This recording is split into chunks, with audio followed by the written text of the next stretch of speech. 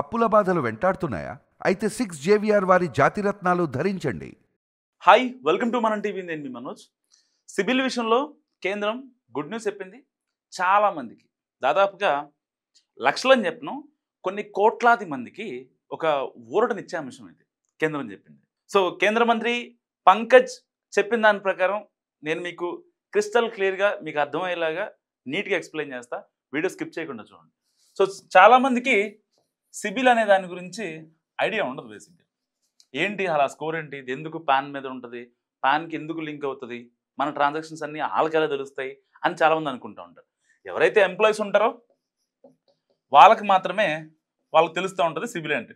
Okay, 700+ ఉండాలి, 700+ ఉంటేనే మనకి ఏదైనా హోమ్ లోన్ కానీ పర్సనల్ లోన్ కానీ ఏదో ఒకటి ఇవి వస్తూ ఉంటాయి అని ఒక ఇదన్నమాట.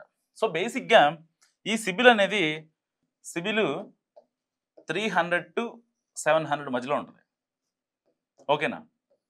అంటే ఓకే ఓకే అనిపించేది. మరి 300 ఉంటే ఓకే కాదు. ఏదైనా లోన్ అప్రూవ్ అవ్వాలంటే 700+ ఉండాలి. అది పర్సనల్ లోన్ అయినా, లేకపోతే కార్ లోన్ అయినా, లేకపోతే జంబో లోన్ అయినా. సో ఇలా బ్యాంక్లో ఆఫర్ చేసే ఏ లోన్స్ అయినా 700+ ఉంటేనే, కొన్ని బ్యాంకులు అయితే 750+ ఉంటేనే యాక్సెప్ట్ చేస్తాయి. ఇక 700 ఉన్నా సరే 700 దిగువన ఉంటే వాళ్ళొక డిఫాల్టర్, వాళ్ళు ట్రాన్సాక్టర్లు కాదు అన్న ముద్ర వేస్తాయి. ఇప్పుడు కేంద్రం చెప్పిన గుడ్ న్యూస్ విషయానికి వస్తే, ఎవరైతే ఇప్పటిదాకా లోన్లు తీసుకొని ఉంటారు, ఇప్పుడు సపోజ్ ఫర్ ఎగ్జాంపుల్ ఒక బీటెక్ అయిన అమ్మాయి జాబ్లోకి వచ్చింది.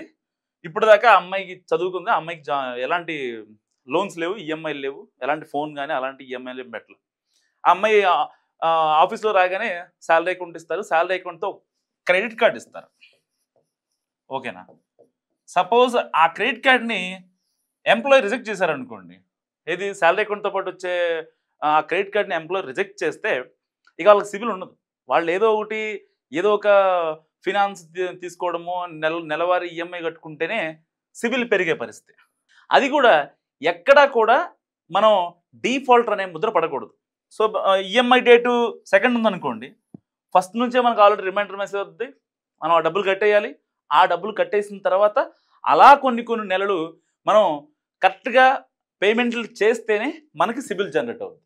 సో ఇది స్టార్టింగ్. ఎవరైతే రుణ సహాయం కోసమో, లేదంటే ఒక చిన్న బిజినెస్ పెట్టుకోవాలి, లేకపోతే ఇంట్లో కొంచెం అవసరం ఉంది, నాకు ఒక ఫ్లాట్ తీసుకోవాలి, హోమ్ లోన్ కావాలి, ఇలాంటి వాళ్ళకి జీరోలో ఎవరైతే ఉంటారో, జీరో సిబిల్ ఎవరైతే ఉంటారో వాళ్ళందరూ చాలా ఇబ్బంది, అంటే మామూలు ఇబ్బంది కాదు, చాలా అంటే చాలా ఇబ్బంది పడుతున్న పరిస్థితి.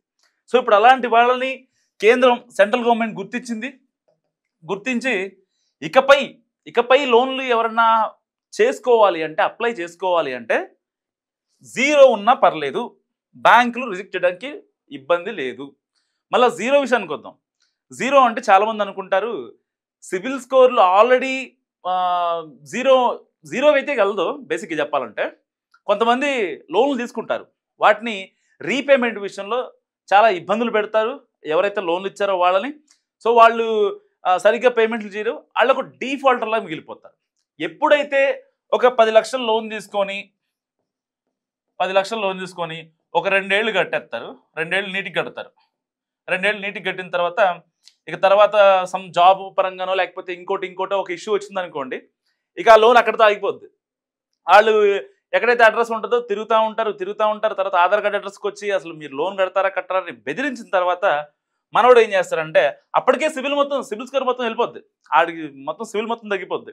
అప్పుడు ఏం చేస్తారంటే తర్వాత మనోడు సెటిల్మెంట్ చేస్తారు. దాన్ని సెటిల్మెంట్, సపోజ్ సెటిల్మెంట్ ఎట్లా ఉంటుంది మీకు తెలియదు కాదు. దాదాపు ఒక 5 లక్షలు ఉందనుకోండి, 5 లక్షలు ఉంటే నేను 1,00,000 కడతాను, 1,00,000 కడతా, ఇక అంతకు మించి నా వల్ల కాదు అని చెప్తే, సరే ఇక బ్యాంక్ వాళ్ళు సచ్చినోడి పెళ్ళికి వచ్చిందే కట్టను అని చెప్పి ఆ 1,00,000 తీసుకొని వెళ్ళిపోతారు.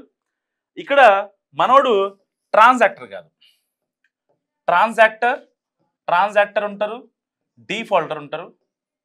ట్రాన్సాక్టర్ అంటే టైం టు టైం కట్టేవాళ్ళు ట్రాన్సాక్టర్స్ అంటారు. అండ్ డిఫాల్టర్ అంటే ఇలా దెగ్గొట్టి వాటిని సెటిల్మెంట్ చేసుకునే వాళ్ళని డిఫాల్టర్ అంటారు. సో ఇప్పుడు డిఫాల్టర్కి ఎట్టి పరిస్థితుల్లో మళ్ళీ సిబిల్ ఒకవేళ జీరో అయినా సరే మనోడికి లోన్ రాదు, పర్సనల్ లోన్ రాదు, ఏం లోన్ రాదు. ఇక మనం ఈ డిఫాల్టర్లకి ఇక ఉన్నదల్లా ఈ లోన్ యాప్స్ ఉన్నాయి కదా, లోన్ యాప్స్ వాళ్ళు ఎటువంటి credit information bureau of India limited నుంచి ఎలాంటి రిపోర్ట్ అక్కర్ లేకుండా వాళ్ళ యొక్క గ్రాస్ శాలరీ నెట్ ఎంత వస్తుంది ఇలాంటివి చూసుకొని వాళ్ళు ఇస్తారు. సో వాటికి కూడా ఇంట్రెస్ట్ రేట్ గట్టిగానే ఉంటుంది, దాదాపు 15% to 20% మధ్యలో ఉంటుంది. మనం ఒక 5,000 తీసుకుందాం అనుకోండి, మంత్కి వచ్చేసి మంత్ ఎండ్కి ఫస్ట్ తీసుకున్నా, సో మంత్ ఎండ్ కట్టాలి కాబట్టి దాదాపుగా 7 నుంచి 8,000 మధ్యలో ఉంటుంది అనమాట. సో సగానికి సగం ఇంట్రెస్ట్ గట్టి దోహేస్తారు. కాబట్టి ఎప్పుడైనా గుర్తుపెట్టుకోండి, ఎవరైనా సరే ఇప్పుడు సెంట్రల్ గవర్నమెంట్ జీరో సిబిల్ ఉన్నా సరే బ్యాంకులను ఆదేశించింది కాబట్టి జీరో సిబిల్ ఎవరైతే స్టార్టింగ్ ఫ్రెషర్స్ ఉంటారో వాళ్ళకి ఎట్టి పరిస్థితుల్లో లోన్ డిక్లైన్ చేయకూడదు. వాళ్ళవన్నీ మీరు ప్రాపర్గా తెలుసుకోండి, తెలుసుకున్న తర్వాతే లోన్ ఇవ్వండి అని చెప్పి కూడా కేంద్రం చెప్పింది. ఒకవేళ మీకేమన్నా గ్రౌండ్ లెవెల్లో ఇబ్బంది అయితే వెంటనే ఆర్బీఐకి మీరు మెయిల్ కూడా పెట్టచ్చు, ఇబ్బంది ఏం లేదు. అండ్ మీరు అక్కడ దాకా ఎందుకు అనుకుంటే మీ బ్యాంక్ ఏదైతే ఉందో మీ ఫినాన్స్ బ్యాంక్, కార్పొరేట్ కావచ్చు, ప్రైవేట్ బ్యాంకులు కావచ్చు, వాళ్ళు మీ లోన్ రిజెక్ట్ చేసే అవకాశం లేకుండా చూసుకోండి. ఎందుకంటే మీరు ఫ్రెషర్స్, మీరు లోన్ పొందే అవకాశం ఉంది. అది బిజినెస్ లోన్ కావచ్చు, పర్సనల్ లోన్ కావచ్చు, ఏదైనా సరే, జంబో లోన్ కావచ్చు, వాట్ ఎవర్ హోమ్ లోన్ అయినా సరే. సో కేంద్రం ఒక మంచి ఆపర్చునిటీ ఇచ్చింది కాబట్టి దీన్ని చాలా మంది యూజ్ చేసుకోండి, లోన్లు తీసుకోండి. లోన్ తీసుకున్న డబ్బుల్ని పిచ్చిగా అయితే యూజ్ చేయకండి. సో మీ యొక్క ఫ్యూచర్ కోసం దాన్ని ఒక మంచి రైట్ పాత్లో ప్రతి రూపీని కూడా యూజ్ చేసుకోండి. అండ్ లోన్ ఇచ్చారు కదా అని చెప్పి రీపేమెంట్ ఒకవేళ తప్పుగా చేస్తే మీకు మళ్ళీ ఫ్యూచర్లో లోన్ అయితే రాదు. సో ఈ వీడియో గురించి మీరేమనుకుంటున్నారో కామెంట్ రూపంలో చెప్పండి. చూస్తూనే ఉండండి మనం టీవీ.